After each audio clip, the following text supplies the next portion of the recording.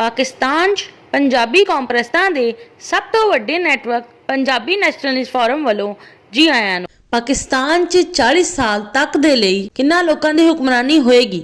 ਹਰ ਮੁਲਕ ਤੇ ਕੌਮ 'ਚ ਤਿੰਨ ਤਰ੍ਹਾਂ ਦੇ ਲੋਕ ਹੋਇਆ ਕਰਦੇ ਨੇ। ਅਕੈਡਮਿਕ ਮਾइंड वाले लोग, एडमिनिस्ट्रेटिव माइंड वाले लोग, इकोनॉमिक माइंड वाले लोग।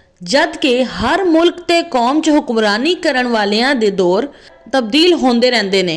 पाकिस्तान 1947 तो लैके 1987 तक दे 40 साल का दौर एडमिनिस्ट्रेटिव माइंड वाले लोगों की हुक्मरानी का दौर रहा है। अकैडमिक माइंड वाले लोगों की हुक्मरानी की तरफों अहमियत दी जाती सी, लेकिन इकोनॉमिक माइंड वाले लोगों की हुक्मरानी की जी हजूरी करनी पैंदी सी। पाकिस्तान च 1987 तो लैके 2027 तक दे 40 साल का दौर इकोनॉमिक माइंड वाले लोगों की हुक्मरानी का दौर है। एडमिनिस्ट्रेटिव माइंड वाले लोगों को हुक्मरानी की तरफों अहमियत दी जाती है, लेकिन अकैडमिक माइंड वाले लोगों को हुक्मराना की जी हजूरी करनी पैंदी सी। पाकिस्तान च 2027 तो लैके 2067 तक 40 साल का दौर अकैडमिक माइंड वाले लोगों की हुक्मरानी का दौर होएगा।